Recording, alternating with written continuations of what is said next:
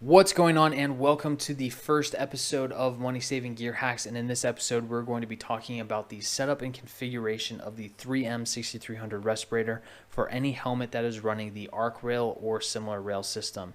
Now, there is one caveat. You do have to have a rail system that will accept the arc rail goggle clips, otherwise you won't be able to set this up on your helmet.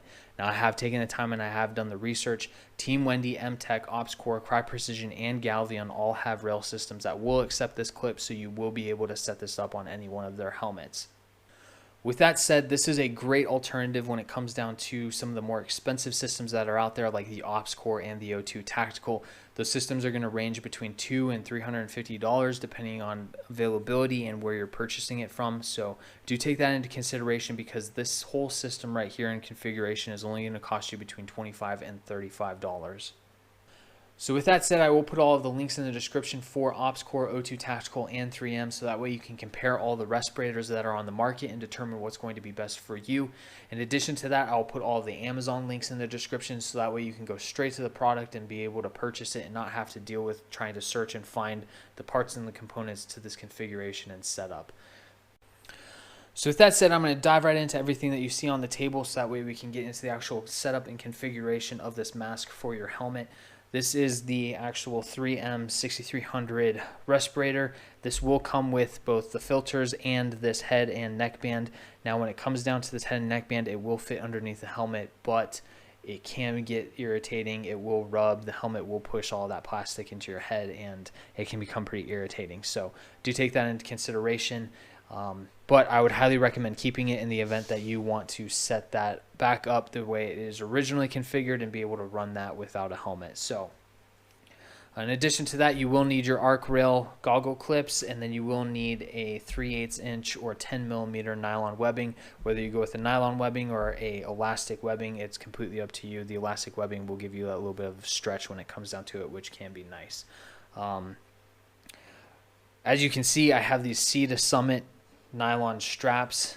These are camping straps that I had. They do come with this little clip on them. The one straps that I'm going to link in the description don't come with that, so don't worry about it. This is all I had to play with to be able to set this up right now, so I am working with those straps right now. So do take that into consideration. I will put actual 3/8 inch nylon webbing in the description. So when it comes to the actual setup and configuration on how you want to put all of this together, it is very simple. You're going to go through the top and then out the bottom of your top mask connector. And then that way you have this adjustment piece up on the top. Now, when it comes down to it, in the description, I will also add a little square loop or a holder or retainer that you can throw on here as well, which will help retain and keep that nylon strap from flapping around up on the top here, so that way it's not irritating you and getting in the way of your vision and all of that. And then you can also add that to the bottom, but that'll be in the description, so that way you can take a look at it. And then from there, you're going to take your arc rail goggle clip and then run that strap through there bottom to top, just like so. And then from there, you're going to go to the bottom connector that you have on your mask, and you're going to run that nylon strap from bottom to top. And then that way you will have the adjustment both on the top and the bottom. So once I get that in there, you pull all that out, and then you'll see you have your little wings on either side for the connection points into your helmet. So that's what it'll look like when it's all said and done. You can trim all this up and lengthen or shorten this depending on your face and how you want to configure this to your helmet and how tight or loose you want it. And then from there, it just clips right into your helmet.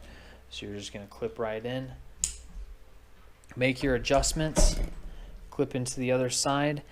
And like I said, if you want to go with a elastic webbing, it does make this a little bit easier, especially when it comes to taking this on and off. You'll be able to stretch and pull on the on that elastic webbing, so that way, one, it fits a little bit better, but then it's easier to take off. It can be a little bit challenging to take this mask on and off with this more rigid nylon webbing, but it's not a deal breaker. It ultimately comes down to how you want to set up and configure this entire system. So with that said, it'll just fit like that and sit like that on your face, and you'll be good to go. And then when you want to take it off, you just pop these clips.